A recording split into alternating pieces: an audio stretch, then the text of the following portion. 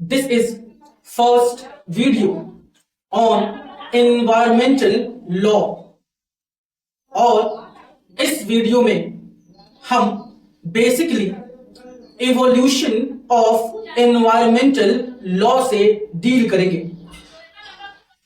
हम उन सभी एस्पेक्ट्स को समझने की कोशिश करेंगे which led to the emergence of environmental law, जिसकी वजह से environmental law एग्जिस्टेंस में आता है। सबसे पहले हम उन सभी टॉपिक्स को समझेंगे जिन टॉपिक्स को हमें आगे चल के पढ़ना है।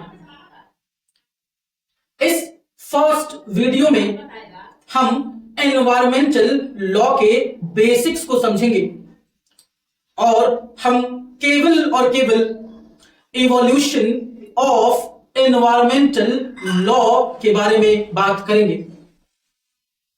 हम ये भी समझेंगे कि इस एनवायरमेंटल लॉ में कौन कौन से लीडिंग केसेस हैं जिन्हें हमें समझना है और what are the major topics which we have to cover, right? सबसे पहले हम समझेंगे evolution of environmental law in India, जो कि आज का हमारा टॉपिक ऑफ डिस्कशन होने वाला है।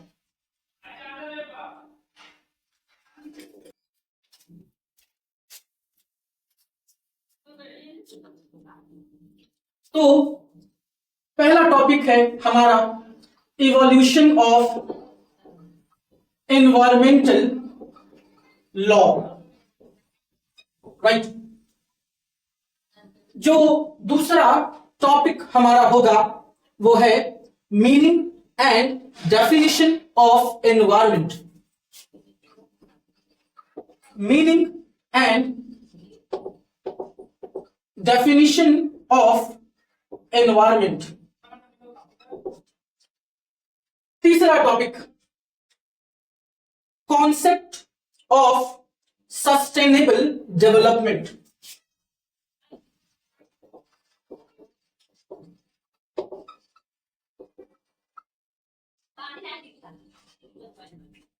Fourth topic development of international legal norms and standards for environmental protection.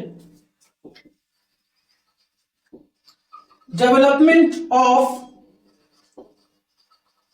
international legal norms and standards for environmental protection.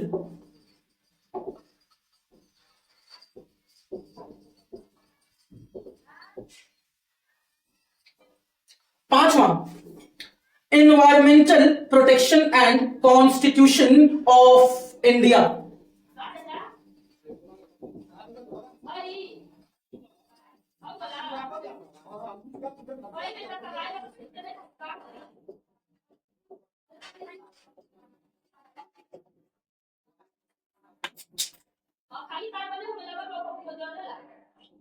फिर हम बात करेंगे civil and criminal liabilities and remedies for environmental damage. Civil and criminal liabilities and remedies against environmental degradation या damage, right. इसके बाद हम environmental protection act 1986 के कुछ मोस्ट इंपॉर्टेंट सेक्शंस और टॉपिक्स को कवर करेंगे। Environmental protection act 1986 laws relating to prevention and control of water and air pollution in India. Laws relating to prevention and control of water and air pollution in India.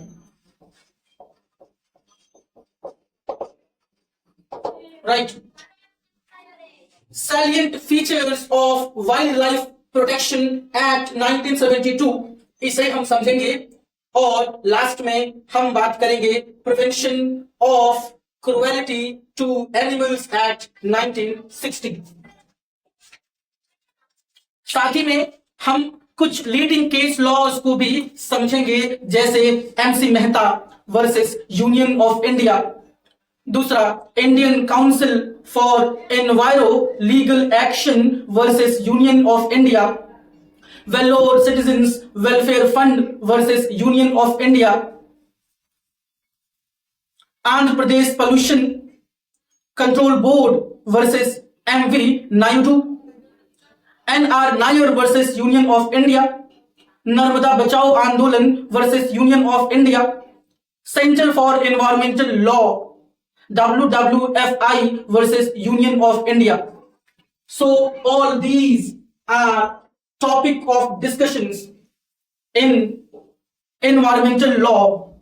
सबसे पहले हम शुरू कर रहे हैं evolution of environmental law in India. Right? So let's start. Environmental protection and its preservation at present is the central focus of mankind. आज हमारा जो मेन फोकस पॉइंट है वो है environmental protection and it's preservation. हम किसी भी हाल में डेवलपमेंट को एनवायरमेंटल डिग्रेडेशन के कॉस्ट पर बियर नहीं कर सकते हैं। राइट।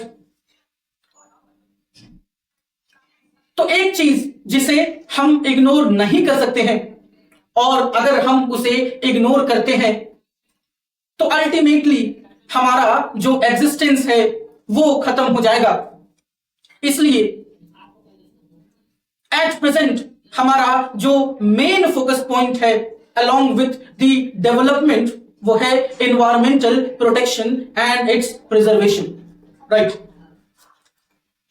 एनवायरमेंट क्या है? पर्यावरण। तो अगर हम इसे सिंपल वर्ड्स में एक्सप्लेन करें तो हम ये कह सकते हैं, environment is one of the clearest example that all human activities on this earth are well connected with each other. हम जो भी ह्यूमन एक्टिविटीज परफॉर्म करते हैं वो सभी क्या है? एक दूसरे से कनेक्टेड हैं और अल्टीमेटली वो सभी एक्टिविटीज एनवायरमेंट कॉन्स्टिट्यूट करती हैं, एनवायरमेंट का ही पार्ट है। एनवायरमेंट प्रोटेक्शन एक्ट 1986 का सेक्शन 2A डिफाइन करता है एनवायरमेंट को। Section 2A of environment protection act 1986 defines environment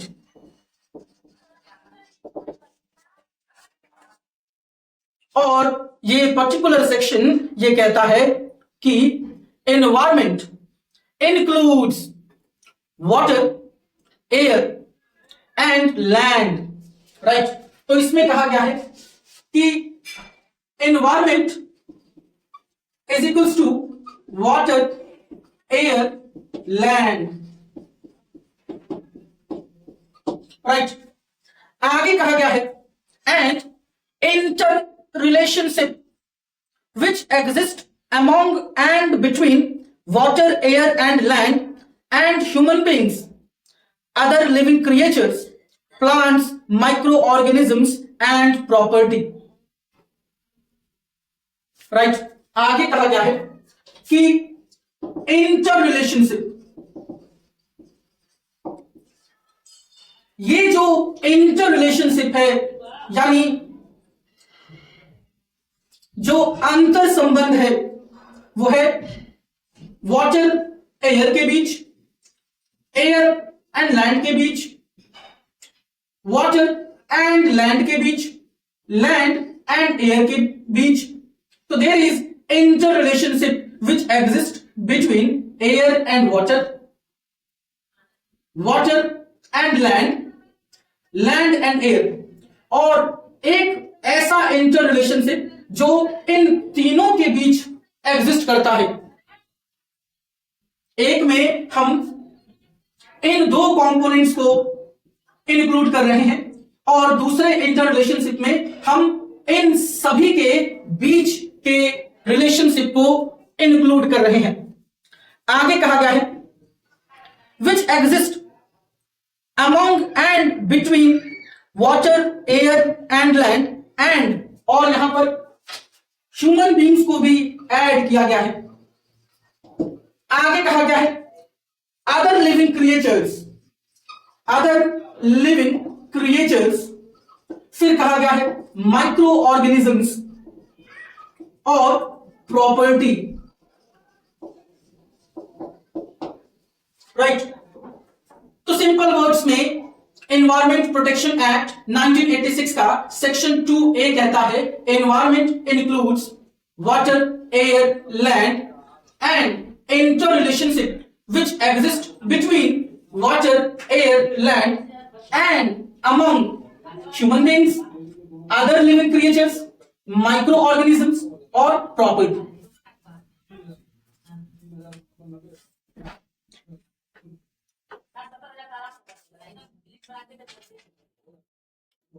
Environmental degradation or pollution has seriously threatened human life, health and livelihood.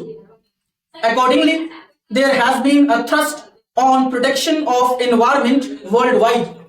तो आज जो सीरियस प्रॉब्लम हम फेस कर रहे हैं जिसकी वजह से हमें जो नेचुरल डिजास्टर्स देखने को मिल रहा है, जैसे हाल ही में म्यांमार में जो 7.7 स्केल का अर्थक्वेक आया जिसकी वजह से मैसिव डिस्ट्रक्शन हमें देखने को मिला, ये कहीं ना कहीं एनवायरमेंटल डिग्रेडेशन का ही एक नेगेटिव इंपैक्ट हमें देखने को मिला।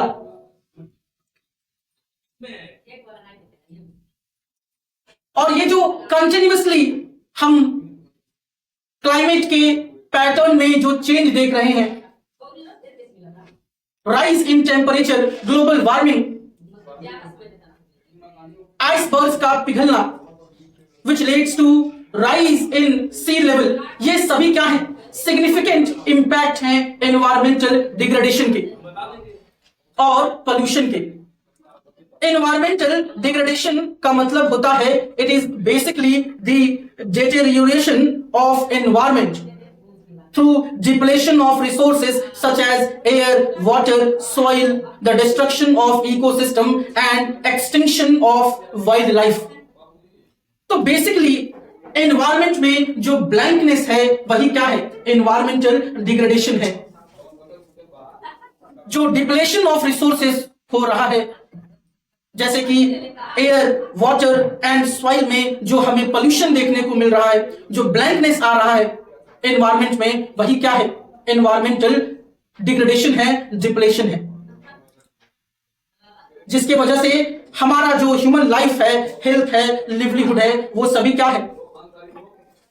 डेंजर में आ रहा है, ह्यूमन एग्जिस्टेंस खतरे में आ रहा है।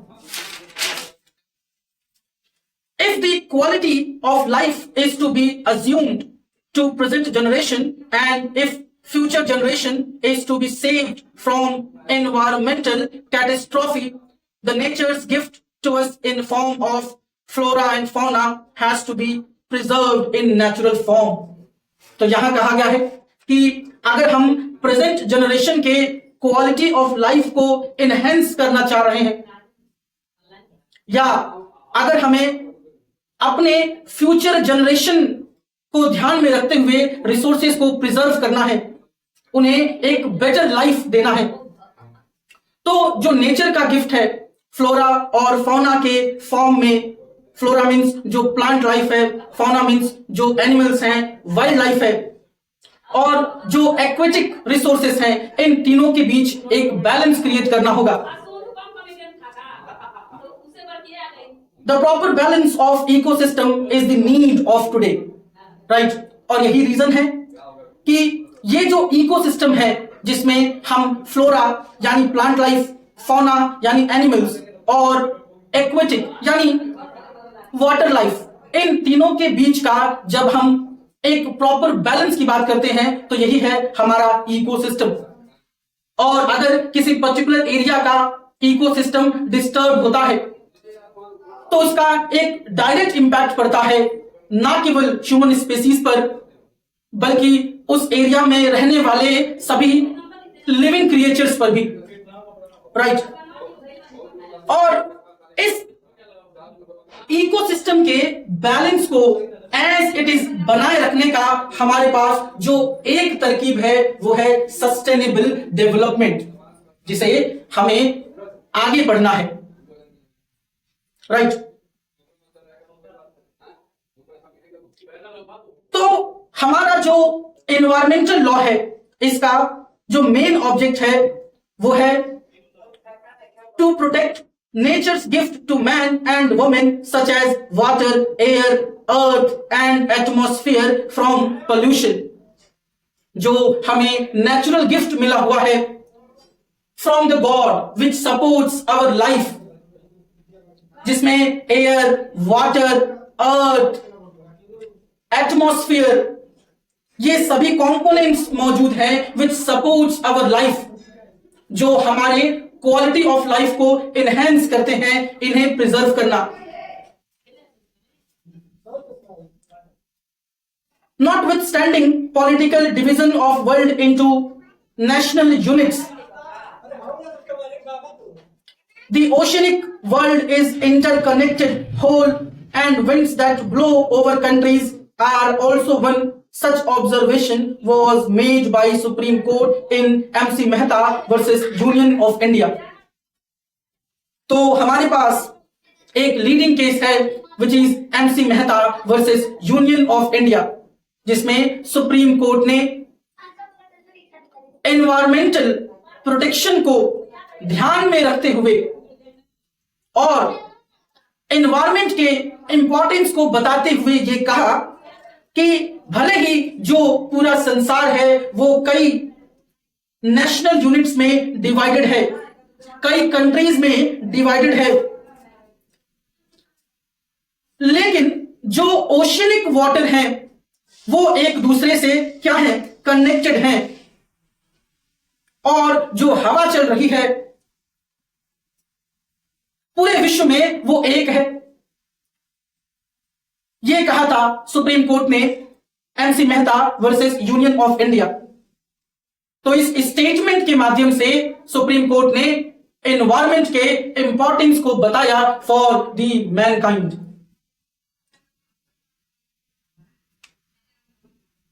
आगे कहा सुप्रीम कोर्ट ने, if nuclear test is carried out in one part of the world and fallout may be carried out by winds to any other parts of the world, and such fallout of irresponsible disposal of radioactive waste from remote energy may turn out to have greater effect on neighboring countries than the danger of full-fledged war। तो किसी एक particular country में कोई action किया जाता है, उस action का जो इफेक्ट है हमें ऑल ओवर वर्ल्ड देखने को मिल सकता है, क्योंकि एनवायरमेंट एक है। अगर कोई एक कंट्री कोई न्यूक्लियर टेस्ट करती है जिसके वजह से रेडियो एक्टिव सब्सटेंस रिलीज होंगे, तो सिग्निफिकेंट इंपैक्ट होगा उस रेडियो एक्टिव एनर्जी का अदर कंट्रीज पर भी।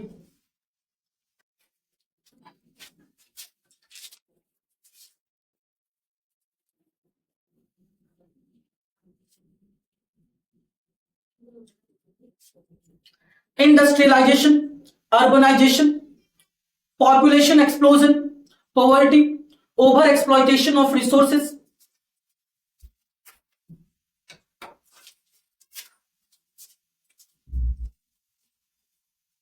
depletion of traditional resources of energy and raw materials, research for new resources of energy and raw materials. ये सभी क्या है? कुछ dominant factors हैं which led to the degradation in environment. While scientific and technological progress of man has invested him with immense power over nature, it has also resulted in unthinkable use of power endlessly on nature. This view was expressed by apex court in Sachidanand Pandey versus State of West Bengal. तो Supreme Court ने Sachchidanand Pandey versus state of West Bengal के case में basically ये कहा कि एक तरफ हमारे पास जो साइंटिफिक और टेक्नोलॉजिकल मेथड्स हैं, टेक्निक्स हैं, जिसकी वजह से हमारे पास फुल कंट्रोल है over the resources, over the nature. No doubt हम डेवलपमेंट की ओर खूब तेजी से बढ़ रहे हैं, बट इसका एक निगेटिव इंपैक्ट एनवायरमेंट पर देखने को मिल रहा है. Right.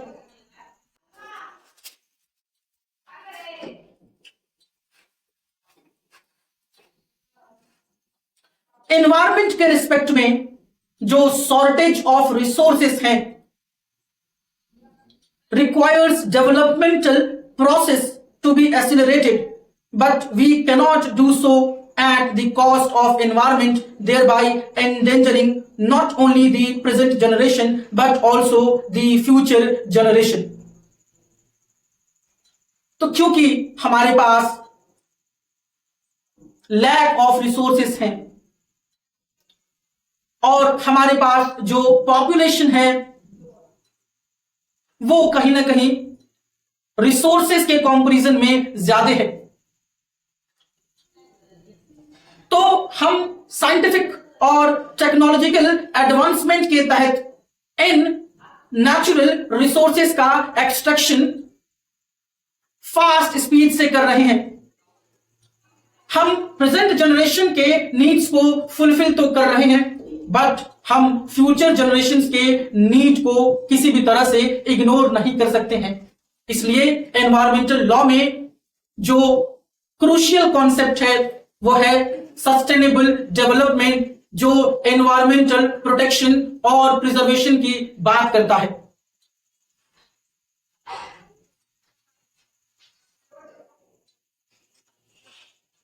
Accordingly, the concept of sustainable development came to be evolved. और इस तरह से फ्यूचर जनरेशंस के नीड को ध्यान में रखते हुए और प्रेजेंट जनरेशन के नीड को ध्यान में रखते हुए दोनों के बीच एक बैलेंस बनाना सस्टेनेबल डेवलपमेंट का मेन ऑब्जेक्ट है. सस्टेनेबल डेवलपमेंट का जो कॉन्सेप्ट है वो कहता है meeting the needs of present generation without compromising the ability of future generations to meet their own needs. और ये जो सस्टेनेबल डेवलपमेंट का कॉन्सेप्ट था वो basically world commission on environmental and development की देन था. तो ये जो फैक्टर्स हमने पढ़ा जैसे industrialisation, urbanisation, population explosion, poverty, overexploitation of resources, depletion of traditional resources of energy and raw materials.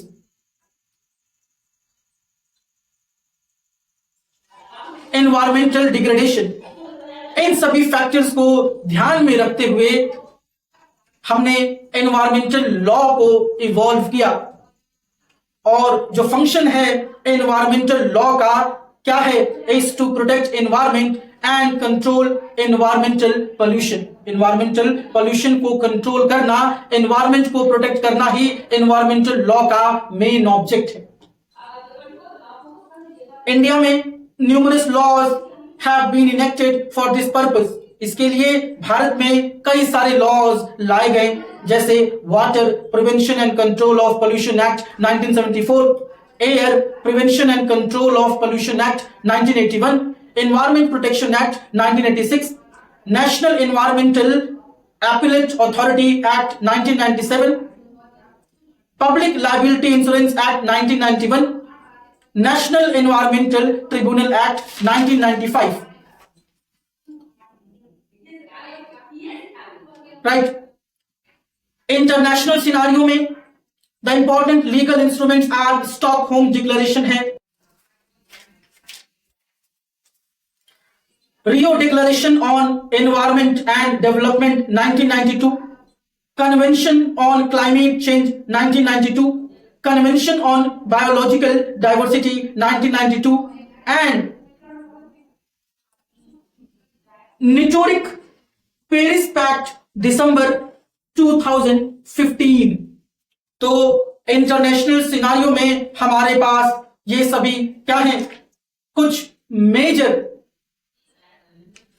Environment से रिलेटेड कन्वेंशंस हैं, और इंडियन कॉन्टेक्स्ट में हमारे पास environmental protection act 1986, wildlife protection act 1972, water prevention and control of pollution act 1974 और air protection and control of pollution act 1981 है. तो basically इस वीडियो में हमने उन सभी फैक्टर्स के बारे में बात किया which led to the degradation of environment, which led to the depletion of environment. और इन्हीं बेसिस पर एनवायरमेंटल लॉ फोर्स में आता है. इंडियन कॉन्टेक्स्ट में कई लॉज है हमारे पास, और इंटरनेशनल कॉन्टेक्स्ट में हमारे पास कई कन्वेंशंस हैं जिनका एम क्या है, to protect and preserve the environment. हमने सस्टेनेबल डेवलपमेंट के भी कॉन्सेप्ट को ब्रीफ में समझा. अब अपने नेक्स्ट वीडियो में हम एनवायरमेंट को डिटेल में समझेंगे. What is environment? अभी हमने केवल एनवायरमेंट को समझा in the words of section 2A of environment protection act 1986. Thank you.